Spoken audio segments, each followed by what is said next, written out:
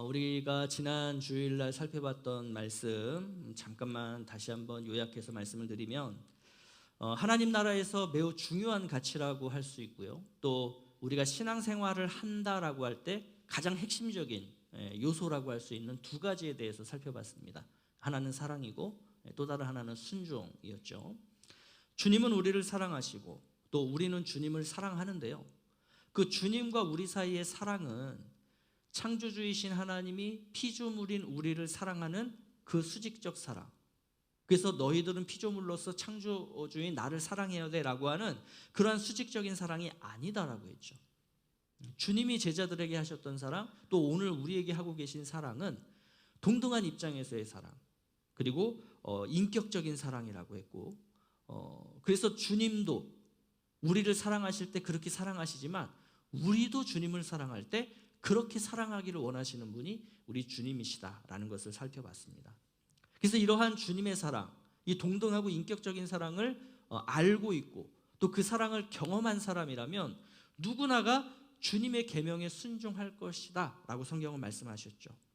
자, 그러면서 이 순종의 내용이 무엇이냐라고 우리가 살펴봤냐면 서로 사랑하는 것이다, 이것을 우리가 살펴봤습니다. 그런데 우리가 서로를 사랑한다는 것이 쉽지 않다라고 했죠. 우리는 순종하다가 상처받고 순종하다가 시험에 들기도 하는데, 이것은 그 사랑과 순종의 원리를 알지 못하기 때문에 나타나는 그러한 현상이라고 했습니다. 그래서 이 서로 사랑하라는 말씀에 우리가 순종하기 위해서는 그 상대방으로부터 받을 어떤 사랑, 또는 내가 이렇게 사랑하면 저 사람이 최소한 이 정도의 우호적인 어떤 모습은 취하겠지라고 하는 이러한 기대들은 우리가 하지 말고 반드시 주님이 나를 사랑하신다라고 하는 이 주님의 사랑으로부터 우리의 사랑과 순종은 시작되어야 한다는 것을 우리가 살펴봤죠. 근데 이것을 우리가 모르지 않죠? 다 알고 있죠. 근데 이렇게 아는 대로 살지 못하는 이유는 우리가 사랑을 잘 몰라서 그래요. 우리가 사랑하는 것이 서툴기 때문이에요. 우리는 지금까지 제대로 된 사랑이라는 것을 받아본 적이 없으니 역시 제대로 된 사랑을 우리는 하지 못하는 것이죠. 그렇기 때문에 이러한 우리를 도와주셔야 되는 존재가 우리에겐 필요해요. 주님을 사랑하고 서로를 사랑한다라고 할 때 제대로 사랑할 수 있도록 옆에서 가르쳐주고 지도해주고 인도해 주실 존재, 그래서 주님은 그러한 존재를 우리에게 보내주시겠다라고 약속하셨는데 그 존재가 누구냐? 우리를 돕는 분이 누구냐? 그분이 바로 성령이시다 라는 것을 우리가 지난 시간에 살펴봤습니다. 자, 그렇다면 여러분, 성령님은요 어떻게 우리가 주님을 사랑하고 또 이렇게 서로를 사랑하는 삶을 살도록 도우실까요? 또 이렇게 성령 하나님의 인도하심에 따라 사랑하고 순종하는 삶을 살아갈 때 과연 우리에게 어떤 유익함이 있을까요? 이런 부분들을 오늘 말씀을 통해서 우리가 좀 함께 살펴보겠습니다. 자, 주님은 제자들에게 성령을 설명하시면서 굉장히 우리에게는 좀 어색한 어떤 단어를 쓰세요. 그게 우리 한글 성경에서는 뭐라고 되어 있냐면 보혜사라고 되어 있습니다. 아마 이 보혜사라는 말은요 우리 교회에서만 사용하는 단어일 거예요. 근데 이 보혜사라는 말은 헬라어 파라클레토스라는 말을 한자로 번역한 말이 보혜사입니다. 그래서 이 한자가 뭔가 하고 찾아보니까 지킬 보자에 은혜 해자에 스승사자예요. 그러니까 이 한자를 풀이를 해보면 이겁니다. 신자를 보호하고 돕는 분. 근데 이 보혜사라고 하는 단어는요 파라클레토스라고 하는 그 헬라어를 1:1로 정확하게 번역한 표현이라고 보기는 어렵습니다. 그래서 영어의 경우에도 이 파라클레토스라고 하는 헬라어를 여러 성경 번역분들이 다양하게 번역을 하고 있어요. 어떤 영어 성경에서는 이걸 위로자라는 말로 번역하기도 하고요. 또 어떤 영어 성경에서는 상담자, 어떤 데서는 변호사, 또 어떤 데서는 뭐 돕는 분, 이런 다양한 말로 번역하고 있다는 거죠. 자, 중요한 부분은 이 성경 전체에서 말씀하고 있는 성령님에 대한 내용이 성령님 전부를 설명하고 있는 것은 아니다라는 거예요. 그러니까 오히려 의외로 성경은 성령님에 대해서 자세하게 말씀하고 있지 않습니다. 그런데 우리가 이 성경의 내용만을 가지고 성령님을 알고 있다가 우리가 실제 삶에서 경험하게 되는 그 성령님의 역사는 어떠냐 하면 훨씬 더 크고 훨씬 더 넓고 훨씬 더 깊다는 거죠. 그렇지만 우리가 이 성령님을 해석하고 설명할 때 이러한 나의 개인적인 어떤 경험만을 가지고 설명하거나 아니면 그렇게 성령님을 인식하셔서는 안 된다는 거예요. 그럴 경우 내 경험을 가지고 자꾸 성령님을 설명하고 이해하려고 한다면 그럴 경우 이단이라던가 사이비가 되는 경우가 굉장히 많기 때문에 그렇습니다. 따라서 우리는 성경이 말씀하시는 그 내용만을 가지고 내 삶 속에서 경험되어지는 성령님을 이해하려고 하실 필요가 있고요. 그렇게 성령님과 실제 삶에서 이 관계를 가져 나가셔야 한다라고 하는 거예요. 그리고 이렇게 우리가 성령에 있는 그 내용만 가지고 성령님을 이해해도요, 사실은 충분합니다. 자, 그렇다면 오늘 본문에서 주님은 성령님을 이렇게 설명해 주고 계세요. 자, 우리 17절 말씀인데요, 같이 한번 보겠습니다. 시작. 그는 진리의 영이라 세상은 능히 그를 받지 못하나니 이는 그를 보지도 못하고 알지도 못함이라. 그러나 너희는 그를 아나니 그는 너희와 함께 거하시며 또 너희 속에 계시겠습니다. 자, 이 진리의 영이라는 부분은 이제 우리가 조금 후에 다시 살펴보고요. 자, 먼저 우리 주님은 성령님을 뭐라고 설명해 주시냐면 세상은 그분을 보지도 알지도 못한다, 이렇게 말씀하세요. 반면에 너희, 그러니까 제자들을 말하는 것이죠. 이 제자들은 성령님을 안다라고 합니다. 자, 왜냐? 성령께서 너희들, 그러니까 우리죠, 우리 이 공동체 가운데 함께 거하시기 때문이고요. 또 각 사람 안에 성령께서 내재하시기 때문에 안다라는 거예요. 자, 그러면 여러분들 여기서 이 사용된 표현들, 단어들을 한번 잘 보십시오. 왠지 좀 뭔가 이렇게 익숙하다라는 느낌 들지 않으세요? 이게 왜 익숙하냐 하면 우리가 지난 주일에 그 사과나무에 달아놓은 그 수많은 흰색 리본, 이것처럼 이 주님이 제자들을 얼마나 사랑하시는지를 그냥 나 너희들 사랑해 이 한 줄 가지고는 제자들이 모를 것 같아서 오늘 이 14장 본문 안에 내가 너희들을 사랑한다라고 하는 사랑의 언어들을 가득 담아두셨다라고 우리가 지난 시간에 살펴봤죠. 그러면서 그때 찾았던 표현들이 있었어요. 그 표현들이 뭐냐면 이거였죠. 너희는 나를 보리니 내가 너희 안에 있는 것을 너희가 알리라. 나도 그를 사랑하여 그에게 나를 나타내리라. 거처를 그와 함께 하리라. 그러니까 이게 굉장히 사랑이라고 하는 말을 인격적인 관계로 표현해 준 말이다라고 우리가 지난 시간에 살펴봤잖아요. 그죠? 그러니까 제자들이 성령을 안다라고 주님이 말씀하세요. 그러니까 여기서 알미라고 하는 것은 지난 3년 동안 예수님으로부터 우리가 그러니까 성경 공부했던 그 내용을 통해서 아는 그 지식적인 알을 얘기하는 것이 아니라 이러한 사랑의 관계, 인격적인 관계를 통해서 너희들은 경험적으로, 인격적으로 성령님을 알 거야. 나중에 때가 되면 내가 하는 말이 무엇인지 너희들이 알 거야. 이런 의미인 거예요. 여러분 예전에 이런 CM송이 있었는데 기억하시나 모르겠어요? 말하지 않아도 알아. 그저 바라보면. 그죠?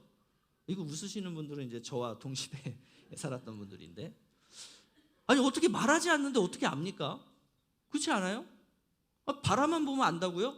거짓말을 해도 그런 거짓말을. 근데 여러분 그 광고가 무슨 광고예요? 초콜릿 광고예요. 그러면 그 초콜릿 광고가 그 말하지 않아도 알아, 그저 바라보면, 이거 뭘 표현한 거예요? 연인 간의 사랑을 표현한 거죠. 그리고 사랑은 달콤한 거죠. 초콜릿은 사랑처럼 달콤하다라는 것을 이야기한 게 이 CM송이 담고 있는 의미죠. 그죠? 자, 성령님과 우리의 관계도 기본적으로 어떤 관계냐? 사랑하는 관계라는 거예요. 내 귀에 성령님이 야 오른쪽으로 가라 이렇게 말씀하지 않아도, 내 귀에 말소리가 들리지 않아도 성령님과 우리 사이의 관계는 뭐냐? 서로를 아는 거예요. 말하지 않아도 아는 거예요. 우리가 성령님을 생각하기만 하면 성령님 지금 나한테 이거를 원하시고 계시구나. 그럼 내가 그렇게 해야지. 그냥 생각만 해도 아는 거예요. 왜요? 함께 있으니까. 그리고 사랑하니까. 성령님은 우리의 감시자로 함께 계시는 것이 아닙니다. 마치 어떤 조교처럼 야, 너 지금 이거 해야 돼.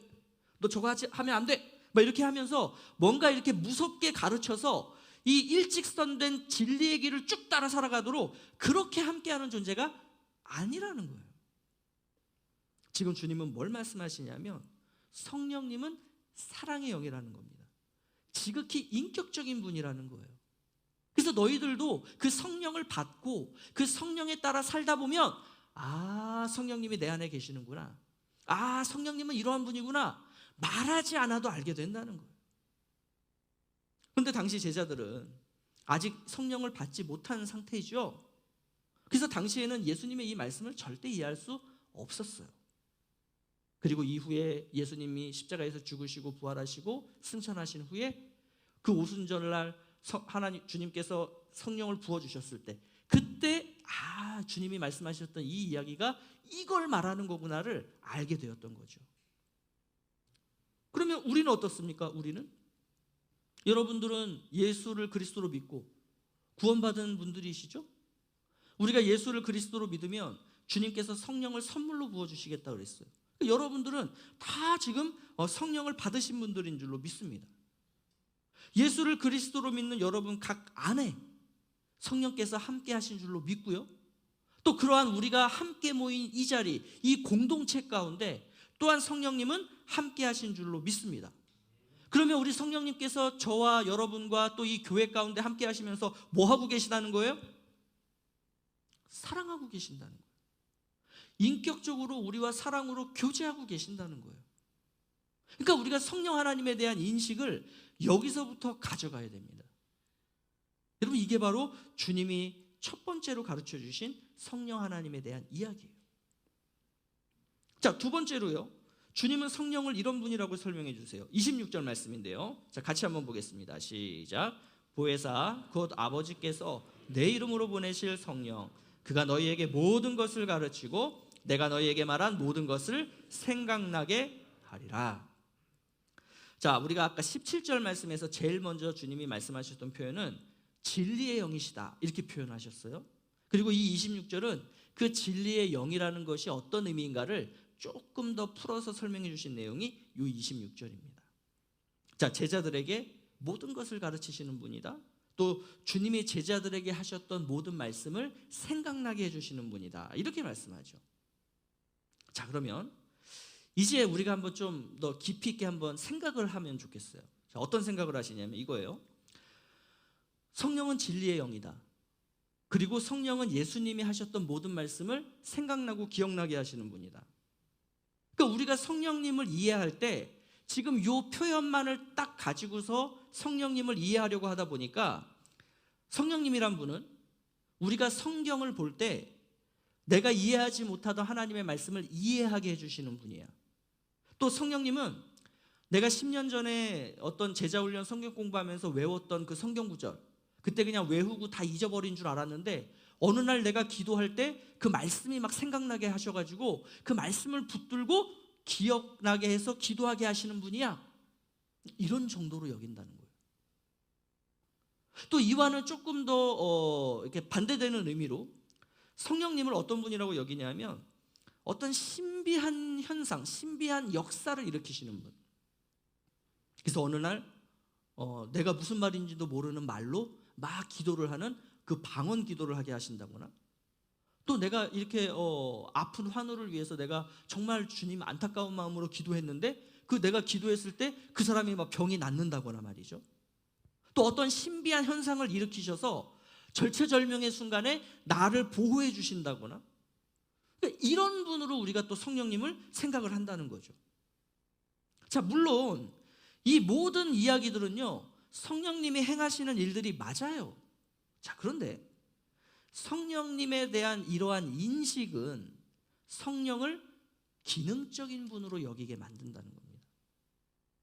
여러분, 이 성령을 기능적인 분으로 여기게 되면 우리에게 어떤 문제가 발생하냐면요, 이런 문제들이 발생해요.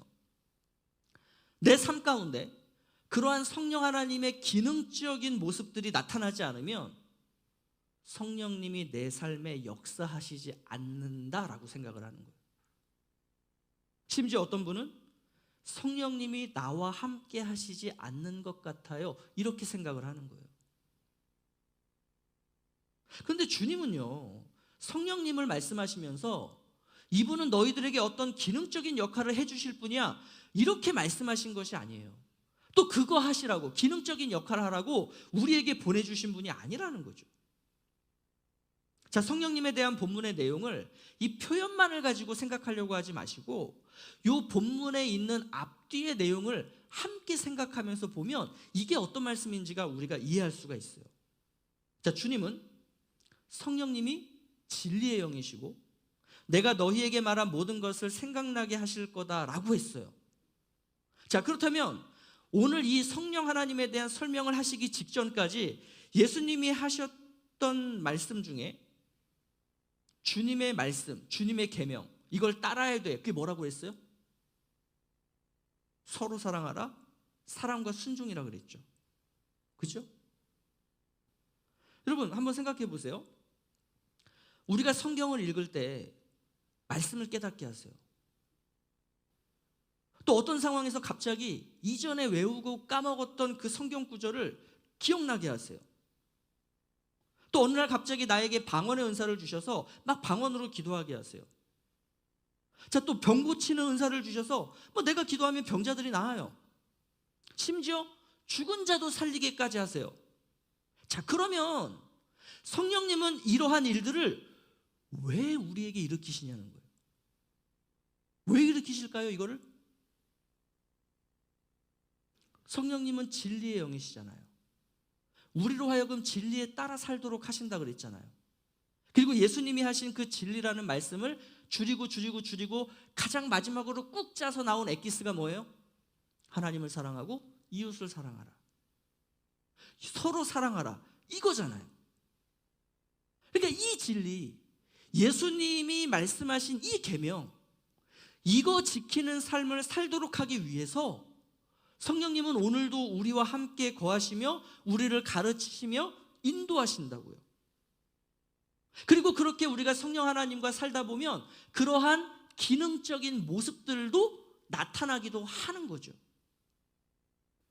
자, 그러면 이렇게 성령 하나님께서 우리를 가르치시고 인도하신다라고 할 때 성령님께서 우리를 대하시는, 다시 말해서 성령님과 우리를 연결시켜주는 그 연결고리가 뭐냐는 거예요. 그걸 지금 주님이 말씀하시는 거예요. 그게 뭐냐면 그게 사랑이야. 그게 바로 진리야. 그리고 그게 바로 너희들과의 인격적인 관계야. 이거를 말씀해 주시는 거예요.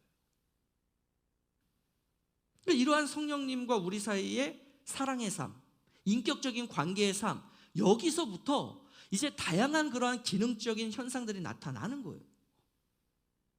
여러분, 그러면 이 성경은 그렇게 성령 하나님을 통해서 우리의 삶 가운데 나타나는 이러한 기능적인 내용들을 뭐라고 표현하죠? 성령의 열매라고 표현하죠. 여러분, 열매가 뭐 하는 거예요? 열매는 저기 벽에다가 걸어두고 감상하는 게 열매입니까? 열매가 뭐죠? 열매는 먹는 거예요. 아니, 사과 사서 집에서 그 사과 갖고 뭐 하세요? 먹잖아요. 뭐 어렵게 생각하세요. 주님은 우리에게 뭐 이렇게 막 신비롭고 비밀스럽고 그런 말씀하시는 게 아니라 그냥 진짜 우리의 삶의 언어를 갖고 설명해 주시는 거예요. 열매, 먹는 거예요. 그러면 성령 하나님이 우리의 삶 가운데 그 기능적인 현상, 다시 말해서 열매를 맺히게 하는 이유가 뭐냐는 거예요. 그거 나 먹으라고요? 그 열매 맺히면 나 먹으라고요? 물론 나도 먹죠. 근데 우리가 오늘 이 본문의 이 흐름과 예수님의 가르침 속에서 생각하면 그 열매를 맺혀서 뭐 하라는 거예요? 내가 사랑해야 할 대상에게 먹여주라는 거예요. 그러니까 우리가 이 성령 하나님에 대해서 단편적으로만 아니까 이 두 가지를 연결시키며 살아가지 못하는 거죠. 성령께서 우리와 함께 하실 때 또 사랑으로 함께 하신다는 것, 그리고 우리와 함께 하시며 서로 사랑하도록 하신다는 것과 이렇게 성령님에 대한 내용을 연결시키지 않으면요, 우리는 성령님과 온전한 관계를 이루고 살아가지 못하게 되는 겁니다. 자꾸 오해하는 거예요, 성령님에 대해서. 성령님은 내 삶에 안 계신 것 같지, 나를 사랑하지 않으시는 것 같아. 여러분, 그래서 우리가 왜 서로 사랑하지 못하느냐, 이거를 조금 더 신학적인 말로 설명을 해본다면 이거예요. 내가 사랑해야 할 그 대상을 바라볼 때 내 안에 계신 성령을 통해서 그분 안에 계신 성령을 바라보지 않기 때문에 그래요. 왜 우리가 서로 사랑하려고 내가 순종하다가 상대방으로부터 상처받거나 시험에 받는다라고 이야기를 하냐면요, 우리는 그 사람을 사랑할 때 그 사람의 외면을 보거든요. 그 사람이 가지고 있는 어떤 인격이나 인성을 보거든요. 또 그 사람이 가지고 있는 어떤 배경을 보거든요. 그러다 보니까 내가 사랑을 어떤 행위를 했을 때 그로부터 돌아오는 어떤 리액션이 내가 바라는 것과 다르다 보니 상처받았다는 거죠. 시험에 들었다는 거죠. 그래서 우리가 어떻게 보면은 이 문제를 인생의 우리의 삶 가운데서 해결할 수 있는 제일 좋은 방법이 뭐냐? 내 안에 계신 성령을 통해서 그 상대방 안에 계신 성령을 내가 바라보려고 노력을 하는 거예요. 그럼 물론 성령 하나님은 한 분 하나님이시죠. 내 안에 계신 성령님이나 여러분 안에 계신 성령님이나 같은 성령님이에요. 저분이 모시고 있는 성령님은 어떤 분인가, 이런 개념 아닙니다. 그거는 완전히 이단들이 하는 얘기예요. 다시 말해서 내 안에 계신 성령으로 상대방 안에 계신 성령을 바라본다라는 게 어떤 의미냐면, 내가 사랑하려고 하는 저 대상은 하나님의 형상으로 지음받은 존재라고 내가 믿고 받아들인다는 것을 의미하는 거예요. 여러분, 우리가 하나님의 형상이 되었다, 하나님의 형상으로 회복되었다, 이런 말 많이 쓰죠. 이거를 이제 우리가 어떻게 이야기를 하냐면, 죄로 인해서 타락했던, 그리고 영적으로 죽었던 우리가 예수님으로부터 그 사랑과 새 생명을 받고 다시 창조 때의 모습을 회복했다라는 거죠. 그때 그 죄를 짓기 이전에 완전하고 완벽했던 그 인간의 모습. 그러면 그때 그 인간은 어떤 사람들이었느냐, 어떤 존재들이었느냐? 내 안에 계신 성령으로 상대방 안에 있는 성령을 볼 수 있는 존재였다는 거예요. 하나님의 형상으로 지음받은 존재를 사랑할 수 있는 그러한 상태였다는 거예요. 그리고 주님은 지금 하나님의 나라를 회복하기 위해서 이 땅에 오셨죠. 그 하나님 나라의 회복은 다시 말해서 너희가 이렇게 사랑하는 것, 이게 지금 주님이 그리고 계시는 큰 그림, 청사진인 거예요. 하나님 나라에 대한 그림인 거예요. 그래서 여러분이 그렇게 나를 향하신 주님의 사랑이 너무 좋아서, 그래서 나도 이웃을, 형제 자매를 사랑해야겠다라고 하는 그 순종의 마음이 든다면, 여러분은 저분 안에 계신 성령님을 바라보려고 노력하시면 돼요. 근데 여러분, 그게 쉽나요? 그렇게 한다는 게 쉬워요? 내가 당신 안에 있는 성령을 내가 바라보겠습니다, 이러면서 막 살고 이게 쉽게 돼요? 안 되죠. 계속 우리는 뭐가 보여요? 그 사람의 사람됨이 보여요. 그 사람의 단점, 그 사람이 가지고 있는 결격 사유, 내가 사랑할 수 없는 어떤 요소, 자꾸 이게 보이는 거예요. 그럴 때 우리가 뭐 해야 되는 거예요? 그럴 때 기도하라고요. 이럴 때 기도하라고요. 이렇게 우리가 주님, 제가 저 사람을 사랑하고 싶어요. 저분 안에 계신 성령님을 내가 바라보고 싶어요. 하나님의 형상으로 대하고 싶어요. 이렇게 하고 싶은데 안 돼요. 되게 해주세요. 도와주세요. 예수님의 이름으로 기도합니다. 아멘. 이렇게 기도하면 예수님이 어떻게 하시겠다라고 좀 전에 말씀하셨죠? 너희들이 내 이름으로 무엇을 구하든지 내가 행하겠다. 그러니까 여기서 이렇게 기도하라는 거예요. 이런 기도하라는 거예요. 이런 기도에 응답하시겠다는 거예요. 자, 이렇게 우리가 그 주님의 말씀과 그 계명을 기억나게 하시고, 야, 이렇게 하는 게 사랑이야, 이렇게 하는 게 너희들이 서로 사랑하는 거야, 너 자꾸 그 사람의 인간적인 모습 보려고 하지 말고 그 사람 안에 있는 나를 봐, 나를 통해서 저 사람 안에 있는 나를 보면 좋겠어, 하나님의 형상으로 지음받은 존재야. 이러한 것들을 계속 깨닫게 하시고, 그렇지, 하나님 제가 그렇게 살아야 되죠. 근데 제 감정이 그게 안 돼요. 제 의지가 그게 안 돼요. 도와주세요. 이렇게 우리가 기도하며 성령님의 인도하심에 따라 살아가는 제자들에게 어떤 일이 벌어질까요? 주님은 이걸 약속하세요. 자, 27절 말씀인데요. 같이 한번 보겠습니다. 시작. 평안을 너희에게 끼치노니 곧 나의 평안을 너희에게 주노라. 내가 너희에게 주는 것은 세상이 주는 것과 같지 아니하니라. 너희는 마음에 근심하지 말고 두려워하지도 말아라. 여러분, 이 삶을 살게 되는 거예요. 우리가 성령님의 인도하심에 따라 사는 삶에는요, 평안이 가득하다는 거예요. 마음의 근심과 두려움이 조금도 없는 그 진정한 평안 말이죠. 많은 사람들이 어떤 세상적인 요소, 세상적인 가치를 가지면 내가 평안할 수 있어 라고 생각을 해요. 근데 막상 그것들을 가져보니 어떻던가요? 여러분, 그게 아니다라는 거, 평안하지 않다라는 걸 우리가 경험적으로 너무나 잘 알고 있잖아요. 물론 세상의 어떤 요소를 가졌을 때 평안이라는 것을 느낄 수도 있어요. 근데 그것은 평안을 가장한 어떤 것이지 참된 평안이 아니라는 겁니다. 거짓된 평안이라는 거예요. 왜냐하면 참된 평안은 오직 주님으로부터만 오는 것이기 때문에 그래요. 그래서 이 27절에서도 주님은 우리 제자들에게 평안을 약속하시면서 이렇게 표현하셨어요. 나의 평안을 너희에게 주겠다. 나의 평안. 야, 너희들이 기도하면 너희들에게 내가 물질을 막 부어줄게. 그래서 그 물질을 통해서 평안을 누리게 해줄게. 그 말씀 아니라고요. 평안은요, 세상의 요소로부터 오는 게 아니라 오직 주님으로부터만 오는 거예요. 그래서 나의 평안이에요. 주님의 평안이에요. 그거를 성령의 인도하심에 따라 살아가는 제자들에게 진정한 평안을 주시겠다는 거예요. 주님으로부터 오는 참 평안, 이 진정한 평안은 성령님의 인도하심에 따라 살아가는 사람이라면 누구나가 예외 없이 경험하는 거예요. 목사님, 이유 있습니다. 저는 성령님의 인도하심에 따라 사는데 저는 진짜 평안하지 않거든요. 이건 뭡니까? 저만 예외입니까? 자, 이런 분 계시면 꼭 저를 찾아오십시오. 꼭 저를 찾아오셔서 저와 함께 긴밀한 대화를 나눠야 됩니다. 야단 안 칠게요. 커피 좋아하시는 분들에게는 제가 핸드드립해서 커피 드리겠고, 커피 싫어하시는 분은 좋은 차를 대접할 테니 꼭 좀 저를 찾아와서 저와 함께 성령 하나님 안에서 사랑으로, 인격으로 대화를 좀 하죠. 진단이 필요해요. 한두 마디 말로 이렇게 설명할 수 있는 그런 문제가 아니기 때문에 그래요. 나는 성령 하나님의 인도하심 따라 사는데 평안이 없다? 지금 뭐가 잘못돼도 되게 잘못된 거예요. 자, 이제 말씀을 마무리하겠습니다. 하나님을 사랑하고 이웃을 사랑하는 삶은 내 스스로의 의지나 힘으로는 결코 살 수 없는 삶이에요.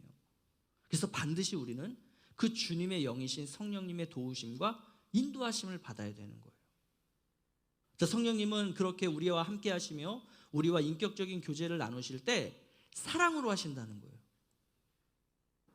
그리고 주님은 이러한 교제, 그래서 이렇게 사랑으로 우리와 교제하시면서 그 진리이신 예수님의 말씀에 따라 순종하는 삶을 살도록, 다시 말해서 하나님을 사랑하고 이웃을 사랑하는 삶을 살도록 도우시는데, 이 도우실 때 우리에게 사용하시는 일종의 도구가 뭐냐? 그게 바로 말씀과 기도인 거예요. 그래서 이 말씀과 기도를 일찍이 우리 종교개혁자들이나 신학자들은 이걸 뭐라고 표현했냐면 은혜의 방편이다, 이렇게 표현을 했어요. 그러니까 우리는 성령 하나님을 언제 느끼고 어떻게 느낄 수 있느냐? 말씀을 통해서, 기도를 통해서 느낄 수 있다는 거예요. 성령님은 이렇게 주님이 주신 성경 말씀을 통해서 우리가 하나님을 사랑하고 이웃을 사랑할 수 있도록 도우신다는 거죠. 또 그게 힘들 때 우리가 주님의 이름으로 기도하면 우리가 능히 살아갈 수 있도록 주님이 응답하시겠다라고 그렇게 약속을 해주신 거예요. 아무쪼록 이렇게 사랑과 인격적인 교제로 오늘도 우리와 함께 하시는 성령님의 인도하심에 따라 우리의 매일의 삶에서 그러한 아름다운 성령의 열매를 맺을 뿐만 아니라 그 열매를 사랑해야 할 대상에게 베푸는 삶을 살으셔서 정말로 저와 여러분 가운데, 우리 청도하님 교회 가운데 그렇게 아름다운 성령 하나님에 대한 사랑 이야기가 가득할 수 있기를 예수 그리스도의 이름으로 축복합니다.